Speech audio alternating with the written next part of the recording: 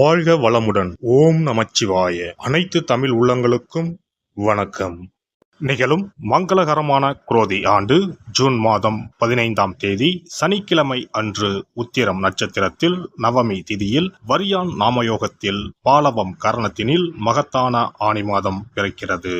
சூரியன் மிதுனம் ராசியில் சஞ்சரிக்கும் மாதம் ஆனி மாதமாகும். உத்தராயணத்தின் கடைசி மாதமாகும்.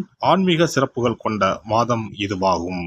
இம்மாத கிரகநிலைகள் என எடுத்துக்கொண்டால் மேசராசியில் செவ்வாய் பகவான் ஆட்சி பலத்துடன் உள்ளார். ரிஷபராசியில் குரு பகவானும், மிதுன ராசியில் சூரிய பகவானும், சுக்கிர பகவானும், புதன் பகவானும் இணைந்துள்ளனர். கன்னி ராசியில் கேது பகவானும், கும்பராசியில் சனி பகவானும், மீன ராசியில் ராகு பகவானும் உள்ளனர். இம்மாத கிரக பெயர்ச்சி என பார்த்தால் ஆனி மாதம் 15ஆம் தேதி மிதுன ராசியில் ஆட்சி பலம் பெற்ற புதன் பகவான் கடகராசிக்கு பயிற்சியாகிறார். ஆனி மாதம் 16ஆம் தேதி சனி பகவான் வக்கர பயிற்சி அடைகின்றார். ஆனி மாதம் 23ஆம் தேதி சுக்கிர பகவான் கடகராசிக்கும், ஆனி மாதம் 28ஆம் தேதி செவ்வாய் பகவான் மேசராசியில் இருந்து ரிஷபராசிக்கும் பயிற்சி அடைகின்றனர். இந்த கிரக அமைப்பினால் உங்கள் வாழ்வில் இம்மாதம் ஏற்படக்கூடிய மாற்றங்கள் என்னென்ன என்பதனையும், ஏதாவது அசுப பலன் ஏற்பட்டால் ராசிக்காரர்கள் செய்ய வேண்டிய பரிகாரம் என்ன என்பதனை பற்றியும் காண்போம். கொடுத்த வாக்கை உயிருக்கு மேல் மதிக்கும் ரிஷபராசி அன்பர்களே, இந்த ஆனி மாதம் பணவரத்து திருப்தி தரும். அதே வேளையில் சுப செலவுகள் அதிகமாக இருக்கும். திடீர் கோபம் ஏற்பட்டு அதனால் அடுத்தவர்களிடம் சண்டை உண்டாக நேரலாம். எனவே எதிலும் நிதானமாக இருப்பது அவசியம். வீண் பேச்சை குறைப்பது நன்மை தரும். அடுத்தவருக்கு ஜாமீன் கொடுப்பதை தவிர்ப்பது நல்லது. தொழில் வியாபாரம் தொடர்பான விஷயங்களை மற்றவர்களிடம் கூறி ஆலோசனை கேட்பதோ அல்லது அதை பற்றி விவாதிப்பதோ நன்மை தரும். பங்குதாரர்களிடம் இருந்து வந்த பிரச்சனைகள் அகலும். உத்தியோகத்தில் இருப்பவர்கள் அலுவலகம் சம்பந்தப்பட்ட விஷயங்களை மற்றவர்களிடம் கூறாமல் இருப்பது நன்மை தரும். மேல் அதிகாரிகளிடம் வாக்குவாதத்தை தவிர்ப்பது நல்லது. குடும்பத்தில் இருப்பவர்களது நடவடிக்கைகள் உங்களுக்கு கோபத்தை தூண்டும்படியாக இருக்கலாம். நிதானத்தை கடைபிடிப்பது வீண் பிரச்சனை ஏற்படாமல் தடுக்கும். வாழ்க்கை துணை ஒருவரை ஒருவர் அனுசரித்து செல்வது நன்மை தரும். உறவினர்கள் நண்பர்கள் வகையில் நிதானத்தை கடைபிடிப்பது நல்லது. பெண்கள் இம்மாதம் வீண் பேச்சை குறைத்து கொண்டு செயலில் ஈடுபடுவது வெற்றியை தரும். மற்றவர்களுக்காக எந்த உத்தரவாதமும் தராமல் இருப்பது நல்லது. கலைத்துறையினர் மற்றவர்களுக்கு உதவி செய்ய போய் தேவையற்ற குற்றச்சாட்டுக்கு ஆளாக நேரலாம். கவனமாக இருக்க வேண்டும். எதிர்பார்த்த வாய்ப்புகள் வந்து சேரும். அரசியல் துறையினர் சிறிய வேலையையும் செய்து முடிக்க கூடுதலாக உழைக்க வேண்டியிருக்கும். மாணவர்களுக்கு நட்பு வட்டத்தில் இருப்பவர்களுடன் கவனமாக பேசி பழகுவது நல்லது. பாடங்கள் படிப்பதில் ஆர்வம் உண்டாகும். நட்சத்திர பலன்கள். கார்த்திகை நட்சத்திரம். இந்த மாதம் புதியதாக வீடு வாகனம் வாங்கலாம். பழைய வீட்டை சீரமைக்க சிறந்த காலமாகும்.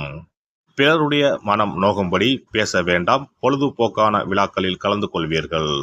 உங்களை விட்டு பிரிந்த நண்பர்கள் ஒன்று சேர்வார்கள். ரோகிணி நட்சத்திரம்.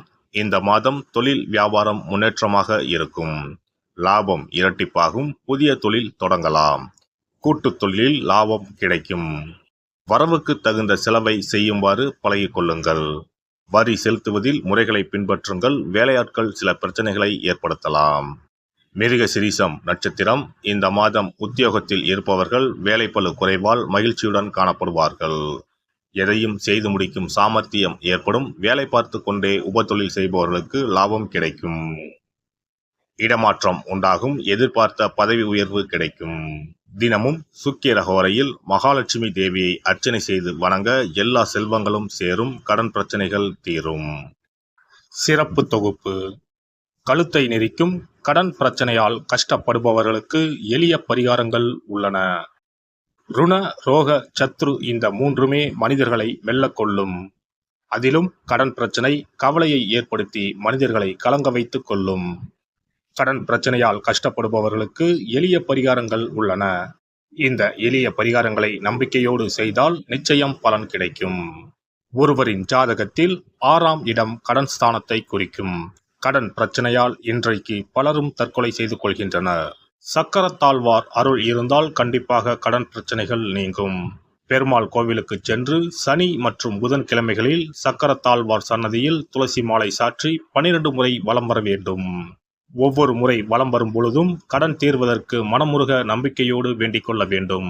தொடர்ந்து 12 வாரங்கள் செய்தாலே கடன் பிரச்சனை தீர்ந்து மன நிம்மதி ஏற்படும். மேசராசியில் பிறந்தவர்கள் தயிரை கொண்டு இனிப்பு பலகாரம் செய்து ஒவ்வொரு வெள்ளிக்கிழமையும் மாலை வேளையில் பசுவுக்கு கொடுத்து வர கடன் பிரச்சனைகள் தீரும். விருச்சிக ராசியில் பிறந்தவர்கள் ஞாயிற்றுக்கிழமை அன்று லட்சுமி நரசிம்மருக்கு காய்ச்சிய பசும்பால் அல்லது பானகத்தை பிரசாதமாக வைக்க வேண்டும். 48 நாட்கள் இந்த பூஜையை செய்தால் கடன் தொல்லையில் இருந்து விடுபடலாம். ரிஷபராசியில் பிறந்தவர்கள் ஜவ்வரிசி கொண்டு இனிப்பு தயாரித்து அதை வெள்ளிக்கிழமை என்று பசுவிற்கு மாலை வேளையில் கொடுத்து வர கடன்கள் அடைந்து சுகம் பெறலாம். துலாம் ராசிக்காரர்கள் பசும்பாலை சுக்கிர ஓலையில் வில்வ மரத்திற்கு ஊற்றவும். 24 வெள்ளிக்கிழமை செய்திட நிச்சயமாக கடன் தீரும்.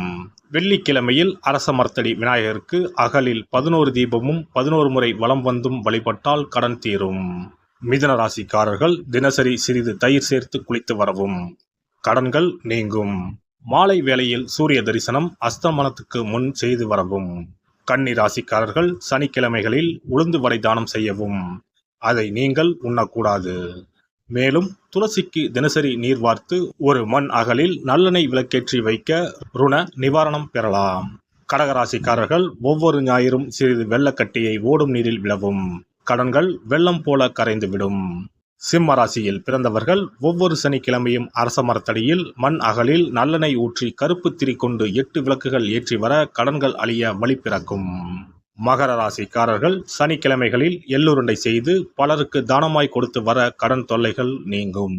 கும்பராசிக்காரர்கள் வியாழன் மாலை 6 மணிக்கு குங்குமப்பூ சேர்த்த பாதாம் கீர் செய்து மகா விஷ்ணுவுக்கு நிவேதனம் செய்து முதலில் தான் அறிந்துவிட்டு பின்பு மற்றவருக்கும் தானமாய் கொடுத்து வர கடன்கள் மலமளவென அடைபடும்.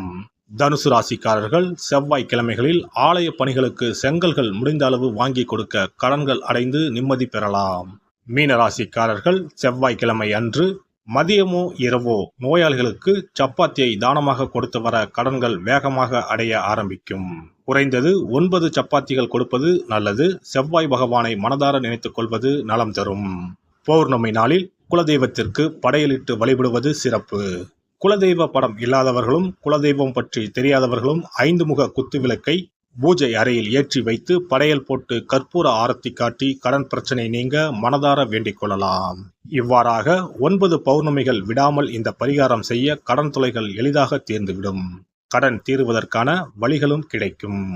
இந்த பரிகாரத்தை அனைத்து ராசிக்காரர்களும் செய்யலாம். எல்லாம் வல்ல இறையருளால் நீங்களும் உங்கள் அன்பு குடும்பமும் உடல் நலம், நீலாயுள், நிறை செல்வம், உயர் புகழ், மெய்ஞானம் ஓங்கி வாழ்க வளமுடன். இந்த வீடியோ பதிவு உங்களுக்கு பிடித்திருந்தால் லைக் பண்ணுங்க, கமெண்ட் பண்ணுங்க, ஷேர் பண்ணுங்க, மறக்காம சப்ஸ்கிரைப் பண்ணுங்க, பக்கத்துல இருக்கிற பெல் பட்டனை கிளிக் பண்ணுங்க. நன்றி, வணக்கம். ஓம் நமச்சிவாய. சிவாய நம.